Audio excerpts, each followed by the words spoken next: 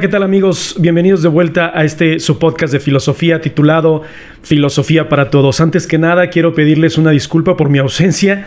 Han sido más de 2 años, casi, que saqué el episodio anterior sobre Heráclito y estas cuestiones con Parménides. Han sido un par de años bastante caóticos en cuanto a trabajo, en cuanto a cuestiones personales, en cuanto a cuestiones familiares, etcétera.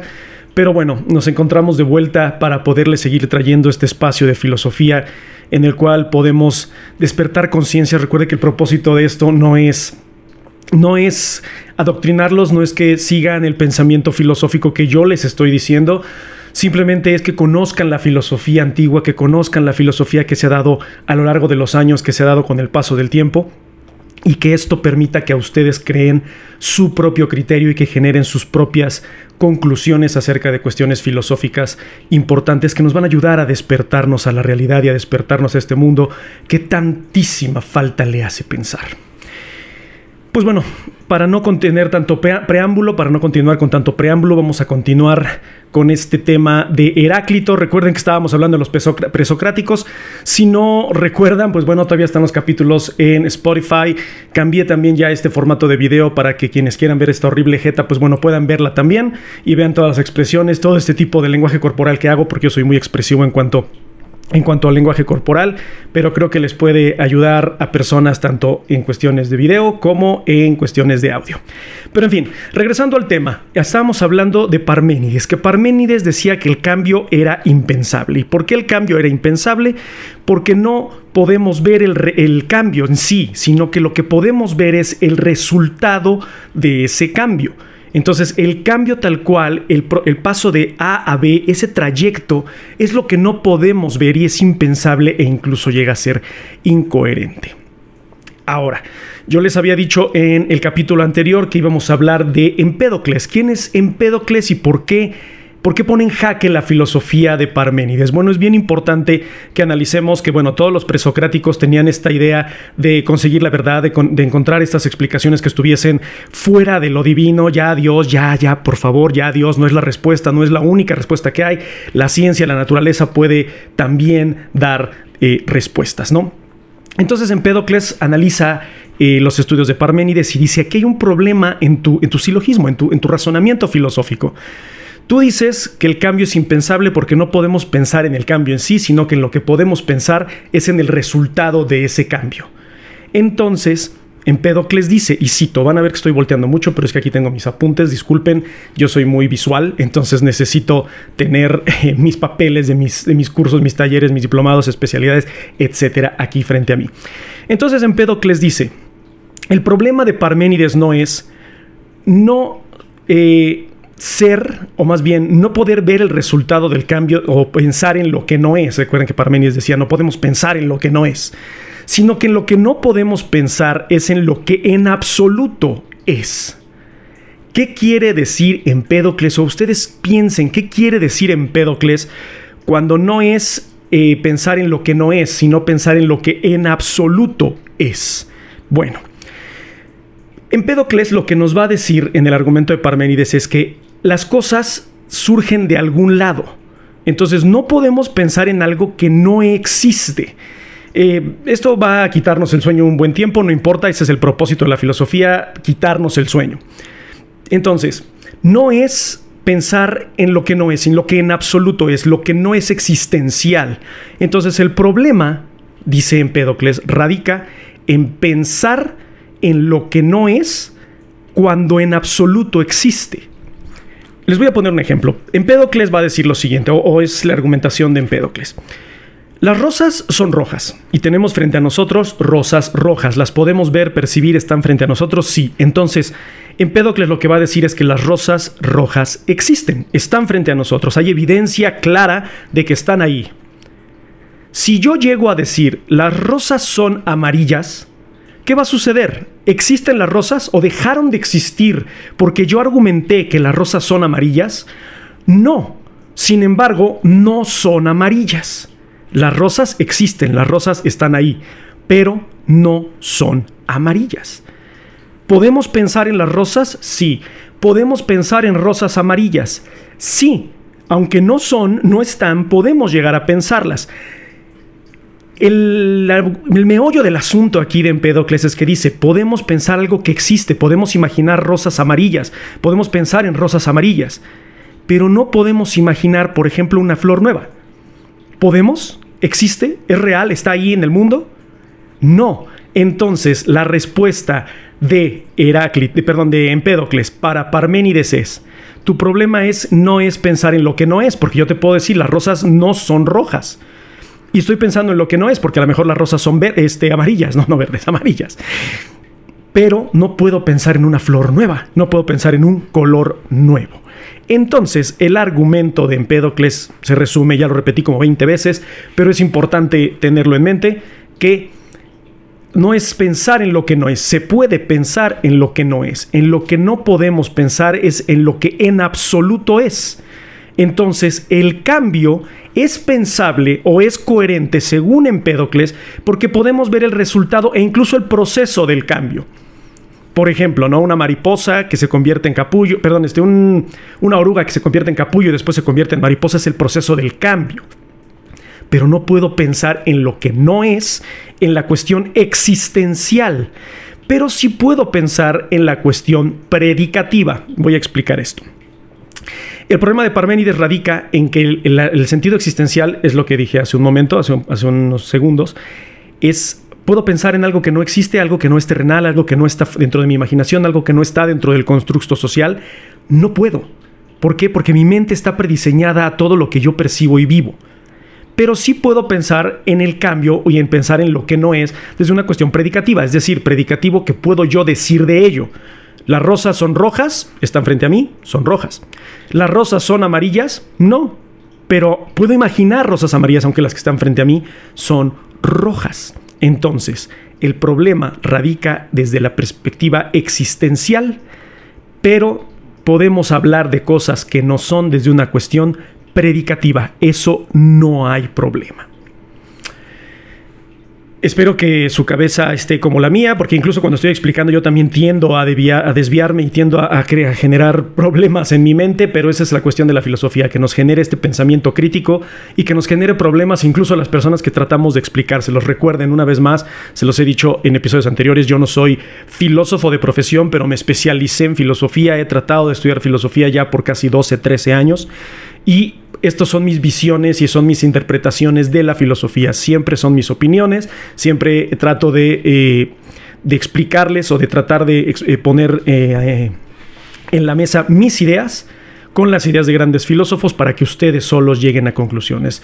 En los comentarios en Facebook, en los comentarios en Instagram, en TikTok, en todas nuestras redes sociales, ustedes pueden poner qué opinan, están de acuerdo, están en desacuerdo, un ejemplo que me podrían dar de algo que es y algo que no es, y algo que se puede pensar en la cuestión existencial porque existe, y valga la redundancia, y algo que no existe o que podemos pensar pero desde el aspecto predicativo, o sea, es decir, que podemos hablar de ello. Entonces, no podemos pensar en lo que no es desde una cuestión existencial, es decir, como decía Empédocles en latín, ex nihilo, o sea, de la nada. Las cosas no pueden provenir de la nada, tiene que haber algo existencial previo a ello para que mi argumentación, mi razonamiento lógico pueda pensar en ello, pero no podemos pensar en algo que no es en absoluto. Espero que estén tratando de entender esta cuestión en su cabeza lo mejor posible, ¿no? Entonces, ¿qué sucede con la filosofía? Bueno, después de Empédocles, después de darle esta solución al problema de Parménides, pues bueno, comienza un movimiento filosófico llamado el naturalismo, ¿no? Y el naturalismo está basado prácticamente en los argumentos de Parménides.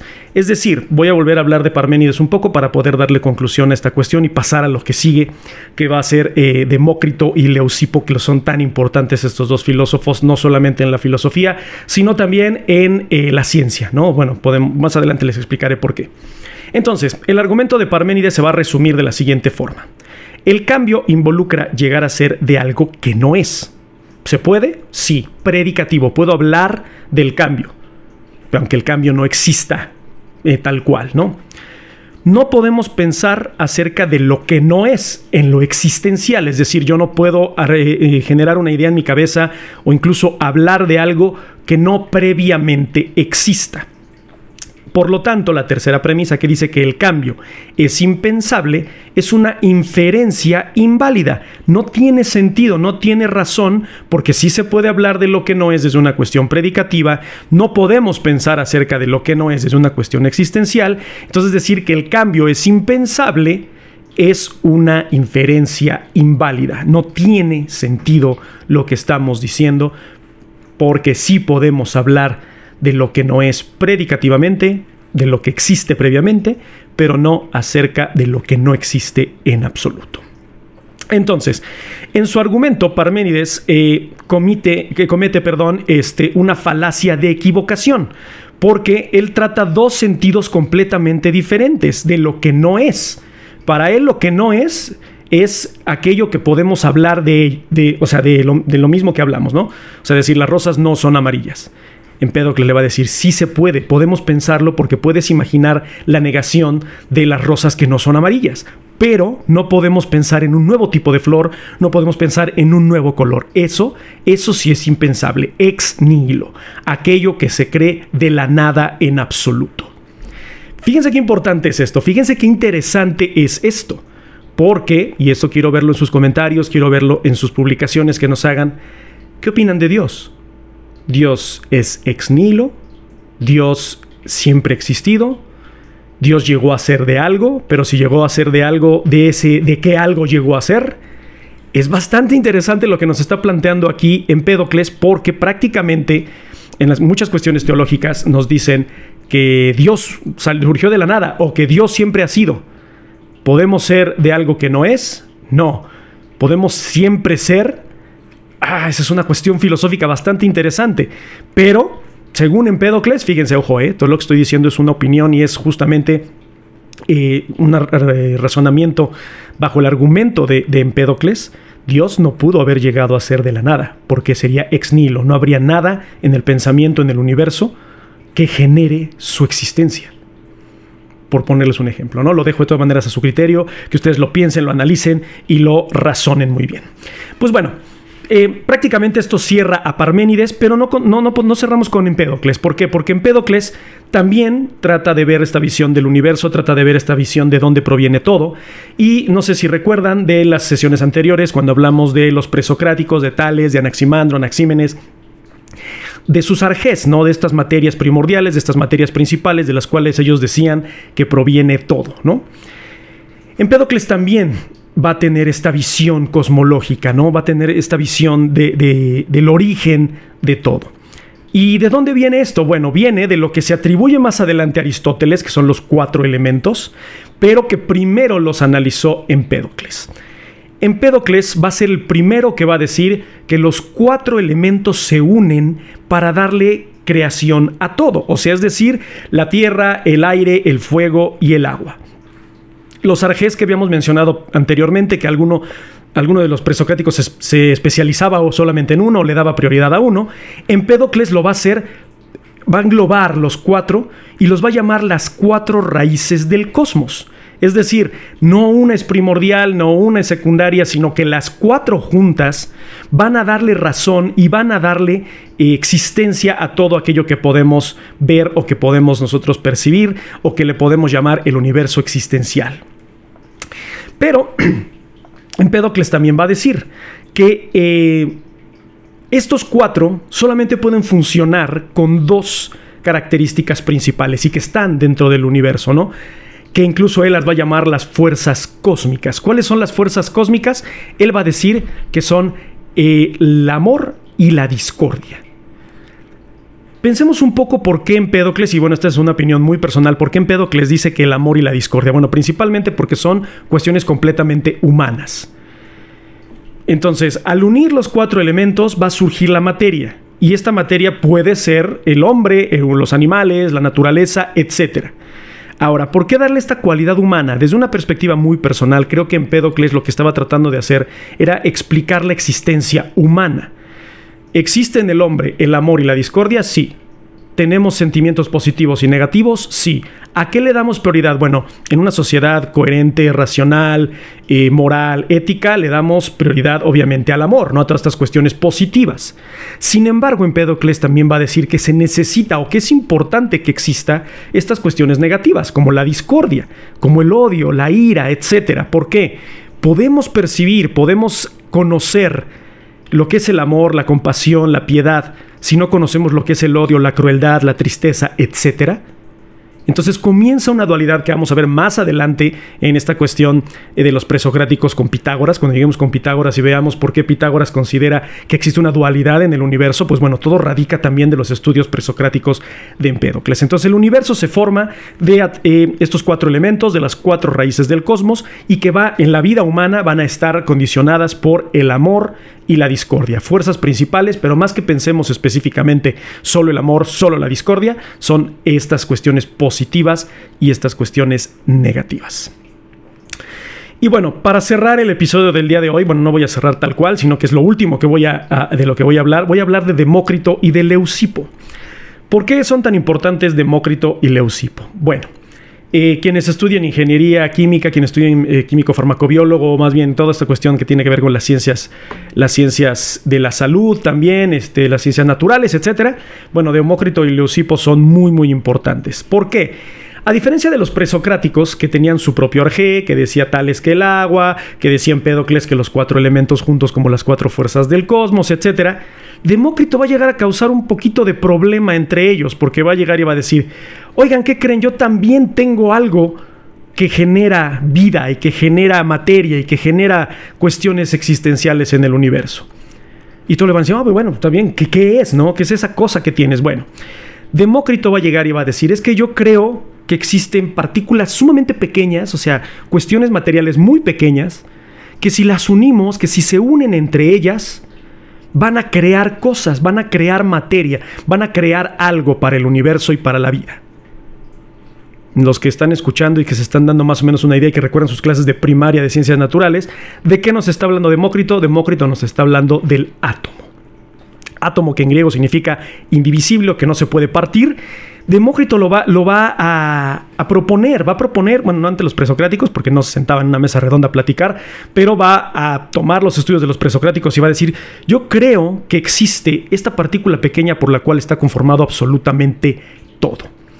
Y tal cual, tanto Demócrito como Leucipo, ambos comienzan a trabajar en estas dos visiones, ambos comienzan a ver que estos estudios del átomo pueden tener cierta coherencia, y en cuanto a su teoría dice que existe un vacío en el universo, podemos pensar como en el universo, donde los átomos están en constante caída, constantemente cayendo, constantemente en movimiento. Fíjense qué importante es esto, otra vez el movimiento, el cambio, como lo mencionaba Heráclito, ¿no? Entonces toma estas ideas Demócrito y Leucipo para eso. En este vacío se encuentran estas partículas, se encuentran estas pequeñas cositas moviéndose de lado a otro. Y Demócrito y Leucipo dicen que cuando estas partículas chocan entre sí, empiezan a generar materia y empiezan a generar cosas. Es decir, dependiendo a qué velocidad caen, dependiendo a qué vaivén tienen, pues es la forma en la que que se van a unir. Incluso Demócrito lo llama el vaivén atómico, o sea, como una danza de átomos que van a generar la materia. Esto es revolucionario, o sea, estamos hablando de que esto lo hizo Demócrito hace más de 2000 años, ¿no? Bueno, el modelo atómico de Demócrito duró 20 siglos, ¿no? Pensando que el átomo era la partícula más pequeña e indivisible, y así lo era por mucho tiempo, hasta que llegó este señor Einstein y lo partió, y pues caos que salió de ahí, ¿no? Puro desastre y destrucción que él no se lo esperaba. Pero imagínense que tengas una teoría basada en filosofía presocrática naturalista y que empieces a pensar en cómo el universo está conformado, las cosas del mundo, la materia, por partículas pequeñas e indivisibles, que él va a llamar átomos. Es el modelo atómico de Demócrito que todos en las ciencias naturales lo hemos visto en algún momento, ¿no? Entonces, fíjense qué importante es esto y qué importante es la filosofía de Demócrito y de Leucipo. Bueno, no solamente de Demócrito, de Leucipo, de Empédocles, de Heráclito, de Parménides. O sea, ¿vieron cómo empezamos con Tales cayendo al pozo?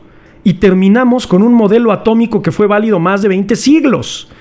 Es increíble que la filosofía hoy en día todavía sea vista como esta ciencia del ocio, o que sea vista como que no sirve para nada porque no hay una utilidad práctica, porque la sociedad no puede percibir a un filósofo ganando un buen sueldo, porque a quién le importa pensar. Bueno, vean cómo en la antigüedad los filósofos comenzaban a generar conocimiento y comenzaban a generar ideas para el bien de la humanidad. ¿A qué voy con esto? El pensar no está mal, el pensar incomoda, el pensar genera cuestiones que te pueden ver feo, que no vas a encajar. Pero la filosofía da una satisfacción increíble cuando en realidad lo analizas muy bien y que te pones a pensar todo esto que les estoy explicando y todo lo que les expliqué de Heráclito y lo que hemos visto de los presocráticos previamente.